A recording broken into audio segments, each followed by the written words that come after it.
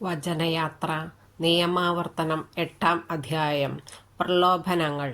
നിങ്ങൾ ജീവിച്ചിരിക്കുന്നതിനും എണ്ണത്തിൽ വർദ്ധിക്കുന്നതിനും കർത്താവ് നിങ്ങളുടെ പിതാക്കന്മാർക്ക് നൽകുമെന്ന് ശപഥം ചെയ്തിട്ടുള്ള ദേശത്ത് പ്രവേശിച്ച് അത് അവകാശപ്പെടുത്തുന്നതിനും ഞാനിന്ന് നിങ്ങളോട് കൽപ്പിക്കുന്ന പ്രമാണങ്ങളെല്ലാം അനുസരിക്കാൻ ശ്രദ്ധാലുക്കളായിരിക്കണം.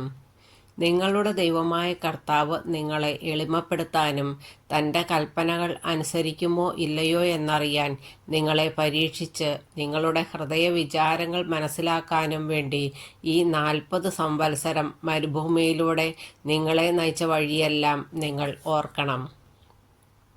അവിടുന്ന് നിങ്ങളെ എളിമപ്പെടുത്തുകയും വിശപ്പറിയാൻ വിടുകയും നിങ്ങൾക്കും നിങ്ങളുടെ പിതാക്കന്മാർക്കും അപരിചിതമായിരുന്ന മന്ന കൊണ്ട് നിങ്ങളെ സംതൃപ്തരാക്കുകയും ചെയ്തത് അപ്പം കൊണ്ട് മാത്രമല്ല, കർത്താവിൻ്റെ നാവിൽ നിന്ന് പുറപ്പെടുന്ന ഓരോ വാക്കുകൊണ്ടുമാണ്.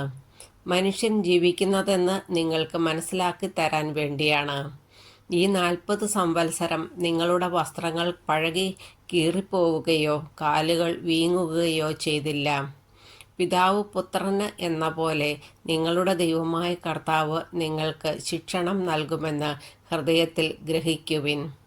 അതിനാൽ നിങ്ങളുടെ ദൈവമായ കർത്താവിൻ്റെ മാർഗത്തിലൂടെ ചരിച്ചും അവിടുത്തെ ഭയപ്പെട്ടും അവിടുത്തെ കൽപ്പനകൾ പാലിച്ചുകൊള്ളുവിൻ. എന്തെന്നാൽ അരുവികളും ഉറവകളും മലകളിലും താഴ്വരകളിലും പൊട്ടിയൊഴുകുന്ന പ്രവാഹങ്ങളുമുള്ള ഒരു നല്ല ദേശത്തേക്കാണ് നിങ്ങളുടെ ദൈവമായ കർത്താവ് നിങ്ങളെ കൊണ്ടുവരുന്നത്. ഗോതമ്പും ബാർലിയും മുന്തിരിച്ചെടികളും അത്തിവൃക്ഷങ്ങളും മാതള നാരകങ്ങളും ഒലിവുമരങ്ങളും തേനും ഉള്ള ദേശമാണത്. അവിടെ നിങ്ങൾ സുഭിക്ഷമായി അപ്പം ഭക്ഷിക്കും. നിങ്ങൾക്ക് ഒന്നിനും കുറവുണ്ടാവുകയില്ല. അവിടെയുള്ള കല്ലുകൾ ഇരുമ്പാണ്. മലകളിൽ നിന്ന് ചെമ്പ് കുഴിച്ചെടുക്കാം.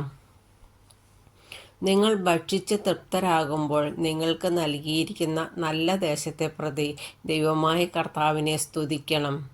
ഞാനിന്ന് നൽകുന്ന കൽപ്പനകളും നിയമങ്ങളും ചട്ടങ്ങളും ലംഘിച്ച് നിങ്ങളുടെ ദൈവമായ കർത്താവിനെ വിസ്മരിക്കാതിരിക്കാൻ ശ്രദ്ധിച്ചുകൊള്ളുവിൻ. നിങ്ങൾ ഭക്ഷിച്ച് തൃപ്തരാവുകയും നല്ല വീടുകൾ പണിത് അവയിൽ താമസിക്കുകയും നിങ്ങളുടെ ആടുമാടുകൾ പെരുകുകയും വെള്ളിയും സ്വർണവും വർദ്ധിക്കുകയും മറ്റ് സകലത്തിനും സമൃദ്ധിയുണ്ടാവുകയും ചെയ്യുമ്പോൾ നിങ്ങൾ അഹങ്കരിക്കുകയും അടിമത്തത്തിൻ്റെ ഭവനമായ ഈജിപ്തിൽ നിന്ന് നിങ്ങളെ കൊണ്ടുവന്ന നിങ്ങളുടെ ദൈവമായ കർത്താവിനെ വിസ്മരിക്കുകയും ചെയ്യാതിരിക്കാൻ ശ്രദ്ധിക്കുവിൻ. ആഗ്നേയ സർപ്പങ്ങളും തേളുകളും നിറഞ്ഞ വിശാലവും ഭയാനകവുമായ മണലാരണ്യത്തിലൂടെ അവിടുന്നാണ് നിങ്ങളെ നയിച്ചത്. വെള്ളമില്ലാത്ത ഉണങ്ങി വരണ്ട ആ ഭൂമിയിൽ നിങ്ങൾക്ക് വേണ്ടി കരിമ്പാറയിൽ നിന്ന് അവിടുന്ന് ജലമൊഴുക്കി.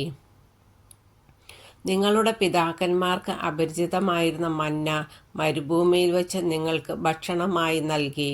നിങ്ങളെ എളിമപ്പെടുത്താനും പരീക്ഷിക്കാനും അവസാനം നന്മ കൊണ്ട് അനുഗ്രഹിക്കാനുമായിരുന്നു അത്.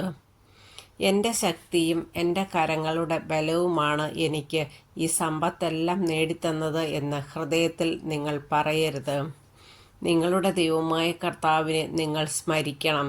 എന്തെന്നാൽ നിങ്ങളുടെ പിതാക്കന്മാരോട് ചെയ്ത ഉടമ്പടി ഇന്നും നിറവേറ്റുന്നതിനു വേണ്ടി സമ്പത്ത് നേടാൻ അവിടുന്നാണ് നിങ്ങൾക്ക് ശക്തി തരുന്നത്.